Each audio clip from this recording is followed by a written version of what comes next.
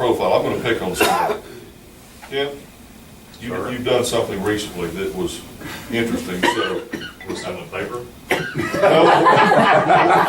The police force, it hasn't recent paper yet.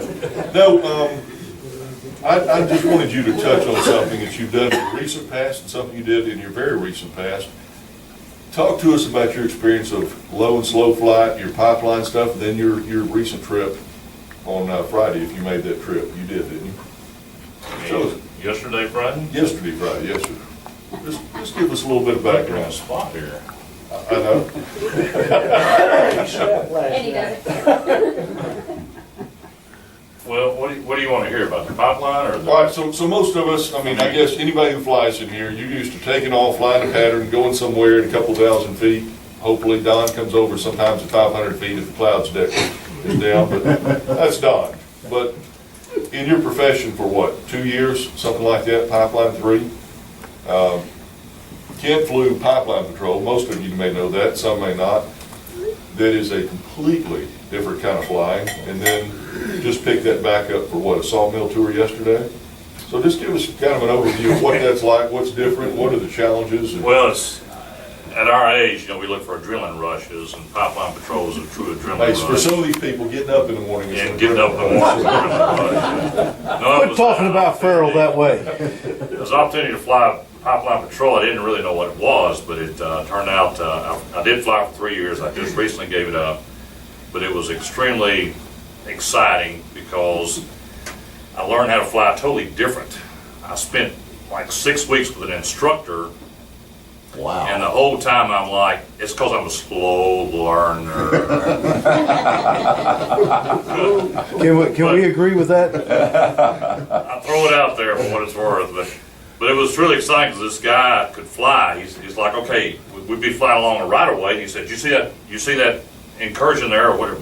I said, no. He says, no problem. And he'd bank it around, not 30 degrees, 45, but like 60 degrees, same speed, and pull around. Of course, the blood goes to my head, and then I got a barf bag I take care of. And we go look at it. I'm like, golly. And he says, you need to be able to do that, just like that. I said, okay. So 6 weeks later, I'm hitting those 180s or 360s, just hard and heavy, 60-degree banks. It's true adrenaline rush, other than a head rush too. But you're at 500 feet when you're doing it, and you're looking out for treetops and antennas, and you're on your game all the time. So you're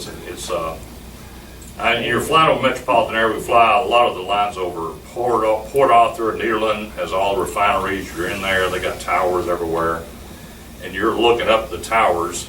And of course, you're talking to the controller at Port Arthur, and they're calling me out at, okay, they got a Cessna at 600 feet. There's a helicopter at 200 feet. You're about to cross each other, and there's a tower at 800 feet. And so it's a lot of stuff going on there. So it's really exciting if you're having a good day.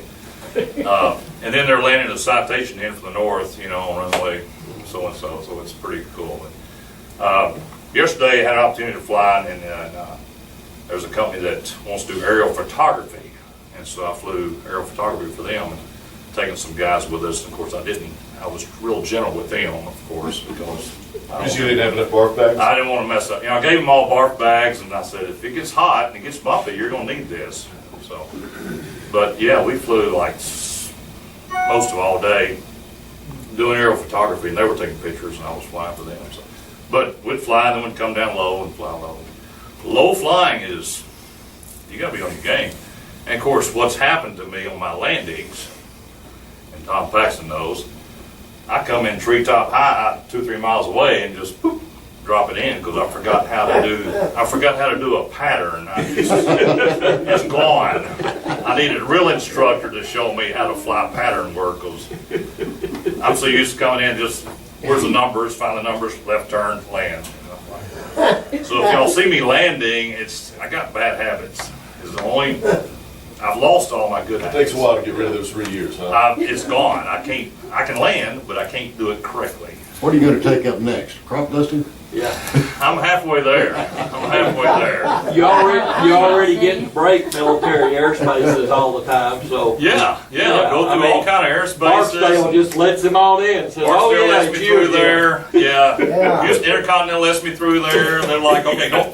Intercontinental's crazy because you're flying in there, and I'm flying east to west, going down Beltway 8, which is the south side of Intercontinental, and I'm calling about Lake Houston. You know, I'm calling them in Houston County Lake, and tell them I'm out there, and I give them a route, and they, okay, you're cleared. Say altitude, which they always want to confirm. I said, I'm at 600. Can you stay at or below 500? You can do. Good Lord. I had the opportunity to fly with Kent twice on that, and the first day, you know, I'd ask, hey, if you ever go up, have a seat. Yeah. So I get out here one day, and he said, Don, you sure you want to do this? Well, you know why? He said, well, it's a little windy. You know, we've always got wind out here. I didn't think anything about it, because we're used to wind as we come down in the pattern. This was 6 or 8 hours of wind at 500 feet, and we get out 30 minutes. Hot, wind, just, you know, this all day. And we get down to Liberty for lunch, and his lunch is a box of crackers, a little bit of cheese, and a bottle of water. And, well, I was feeling a little green around the gills, said, Kent, I'm just curious, what was this like? I mean, you feel a little nauseous on a scale of 1 to 10? He said, well, I'm about a 2. I said, oh, good, because I feel the same way. I said, how bad is today on your scale? He said, crap, this is the worst day I've ever had. So, oh, thank you. But he's talking about Intercontinental. Probably the most exciting thing was he's doing exactly the approach coming in east to west. He said, okay, we're about to enter B-class airspace. Calls in, tower occasions to enter. And they said, oh, caution wake turbulence. The 777 is taking off runway so-and-so. And you look up and they are literally, you're reading their numbers on the bottom of the wings. So crazy experience. If you ever get the chance to pick up somebody like that, push your boundaries to do something more than fly the pattern and, you know, fly up to Critters Lodge or something like that.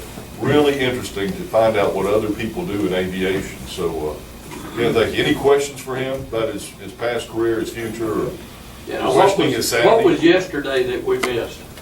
I just flew photography work for people, and it was a low flying, and turned out to be a good day. It wasn't too windy, so it was all right. Yeah, I've done a bunch of that. But it's just intentional low flying. You know? Yeah.